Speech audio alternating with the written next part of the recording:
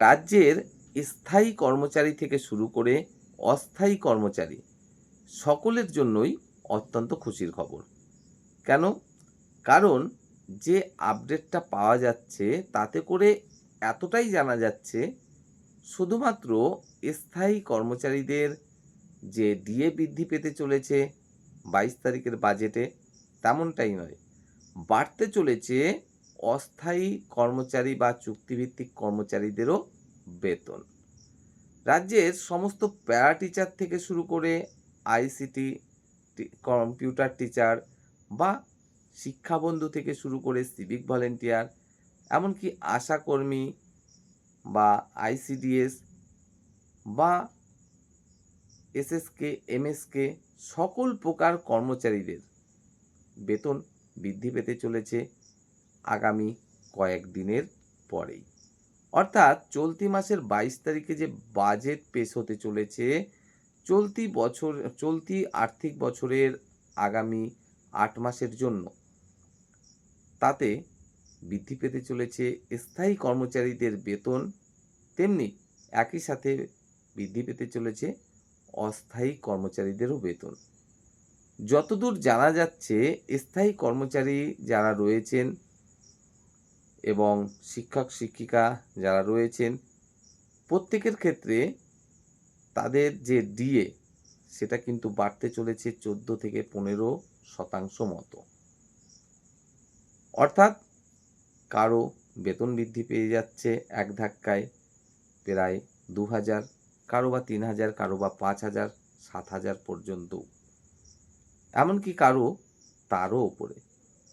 তেমনি একই সাথে অস্থায়ী বা চুক্তিভিত্তিক কর্মচারী যারা রয়েছেন তাদের ক্ষেত্রেও জানা যাচ্ছে যে প্রত্যেকের ক্ষেত্রেই তাদের যে বর্তমান সাম্মানিক সেটা কিন্তু এক ধাক্কায় অনেকটা বাড়ার সম্ভাবনা রয়েছে। প্যারা টিচার, যারা হাই স্কুল প্যারা টিচার রয়েছেন তাদের ক্ষেত্রে এবং প্রাইমারি স্কুলে যে সমস্ত প্যারা টিচাররা রয়েছেন প্রত্যেকের ক্ষেত্রেই জানা যাচ্ছে যে তাদের সাম্মানিক বাড়তে চলেছে ২ থেকে ৩,০০০ টাকা পর্যন্ত। অর্থাৎ বর্তমানে যে সাম্মানিকটা একজন প্রাইমারি স্কুলের প্যারা টিচার বা হাই স্কুলের প্যারা টিচার পাচ্ছেন, প্রত্যেকেরই সাম্মানিক সেটা কিন্তু ২ থেকে ৩,০০০ পর্যন্ত বাড়তে চলেছে বলেই জানা যাচ্ছে। ঠিক একইভাবে এসএসকে, এমএসকে বা আইসিটি কম্পিউটার টিচার যারা রয়েছেন তাদের ক্ষেত্রেও কিন্তু একই রকমভাবে ২ থেকে ৩,০০০ সাম্মানিক বাড়তে চলেছে। একই সাথে যারা শিক্ষাবন্ধু হিসাবে কাজ করছেন কিংবা আপনার রয়েছেন সিভিক ভলেন্টিয়ার হিসাবে কিংবা আপনার রয়েছেন আইসিডিএস কর্মী হিসাবে অথবা অন্যান্য কোনো চুক্তিভিত্তিক বা অস্থায়ী পদে কাজ করছেন, তাদের প্রত্যেকের ক্ষেত্রেই যতদূর জানা যাচ্ছে যে ন্যূনতম ২,০০০ টাকা পর্যন্ত বেতন কিন্তু বাড়তে চলেছে। অর্থাৎ রাজ্যের শুধুমাত্র স্থায়ী কর্মচারীদের দিয়ে যে বাড়তে চলেছে তারাই যে উপকৃত হতে চলেছে এই বাজেটে, তেমনটা কিন্তু নয়। স্থায়ী কর্মচারীদের পাশাপাশি যারা অস্থায়ী বা চুক্তিভিত্তিক কর্মচারী হিসাবে কাজ করছেন দীর্ঘদিন যাবৎ, প্রত্যেকের অবস্থারই কিন্তু কিছুটা হলেও উন্নতি হতে চলেছে। হ্যাঁ, আমরা প্রত্যেকেই জানি যারা স্থায়ী বা অস্থায়ী পদে কাজ করছেন রাজ্য সরকারের হয়ে, প্রত্যেকেই বিগত ১৫ বছর ধরে কিন্তু বঞ্চিত। স্থায়ী কর্মচারীরা যে বঞ্চিত নয় তা কিন্তু নয়। একটু তাকিয়ে দেখুন, কেন্দ্রে আর রাজ্যে যে ডিএটা দেওয়া হয় তার পার্থক্য কিন্তু ১-২% নয়, ৪২%। কেন্দ্রে যে ডিএটা দেওয়া হয় তার ১/৩ ডিএও পাচ্ছেন না রাজ্যের কর্মচারীরা। অর্থাৎ বুঝতেই পারছেন তাহলে কতটা বঞ্চিত রাজ্যের স্থায়ী কর্মচারীরা। আর অস্থায়ী কর্মচারী যারা রয়েছেন, সিভিক ভলেন্টিয়ার বা শিক্ষাবন্ধু বা আইসিডিএস কর্মী বা আপনার এসএসকে, এমএসকে, কার কথা বলবো?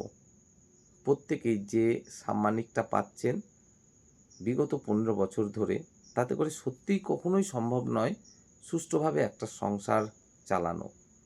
বর্তমান বাজার মূল্য যা, তাতে করে কোনো রকম সম্ভব নয়। এমনকি নতুন সরকার এসেছে এবং যতদূর জানা যাচ্ছে সকল প্রকার অস্থায়ী বা চুক্তিভিত্তিক কর্মচারীদের এই যে 2 থেকে 3,000 টাকা পর্যন্ত সাম্মানিক বাড়তে চলেছে। তাতে করেও যে খুব বেশি এই সমস্যার সমাধান হবে তা কিন্তু নয়। কিন্তু তারপরেও এটুকুই শুধু আমরা আশার আলো দেখতে পাচ্ছি যে বিগত দিনে আমরা কি দেখতাম, কোনো একটা ভোট আসতো, সেই ভোটকে হাতিয়ার বানিয়ে আমাদের বিগত রাজ্য সরকার কি করত, কখনো বা 500 টাকা, কখনো বা 1000 টাকা, তার বেশি কখনোই নয়, কখনোই বাড়ায়নি চুক্তিভিত্তিক বা অস্থায়ী কর্মচারীদের সাম্মানিক। কোনো একটা সময় ভোট আসবে, তবে 500 টাকা বা 1000 টাকা বাড়ানো হবে, আর বলে দেওয়া হবে আপনাদের 500 টাকা বাড়িয়ে দিলাম, আপনাদের 1000 টাকা বাড়িয়ে দিলাম।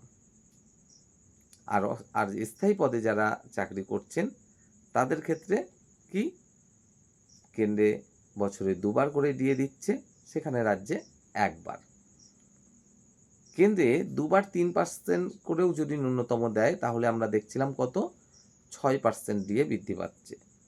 সেখানে রাজ্যে 1বার মাত্র দিয়ে, তাও আবার কখনো 3%, কখনো 4%। আর দিনকে দিন এই যে ব্যবধান বাড়তে বাড়তে বাড়তে বাড়তে কোথায় গিয়ে দাঁড়িয়েছে, 42%-এ। তো যাই হোক, এই যে আগামী বাজেট পেশ হতে চলেছে 22 তারিখে, আমাদের প্রত্যেকেরই অবশ্যই নজর থাকবে আগামী 22 তারিখের বাজেটের দিকে।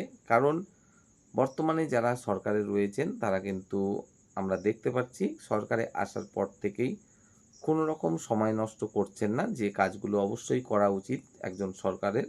তো সেই কাজগুলো কিন্তু খুবই দ্রুততার সাথে শুরু করেছেন।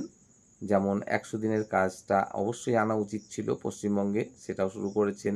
অন্নপূর্ণা ভাণ্ডার নিয়ে কাজ করছেন।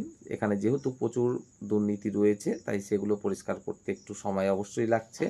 যেটা জুন মাস থেকে বলা হয়েছিল, সেটা জুলাই মাস হয়ে যাচ্ছে এই কারণেই। আর অবশ্যই অন্যান্য বিষয়েও কাজ হচ্ছে।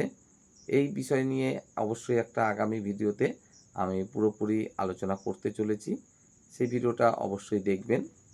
তো যাই হোক, যদি এই যে স্থায়ী কর্মচারী তাদের ডিএটা অন্ততপক্ষে 20% বাড়িয়ে দেওয়া হতো, অর্থাৎ যেটা কম আছে তার 50%, তাহলে সত্যিই ভালো হতো। আর অস্থায়ী বা চুক্তিভিত্তিক হিসাবে যারা কাজ করছেন তাদের ন্যূনতম বেতন যদি 15,000 থেকে 20,000 করা হতো, তাহলে অবশ্যই ভালো হতো।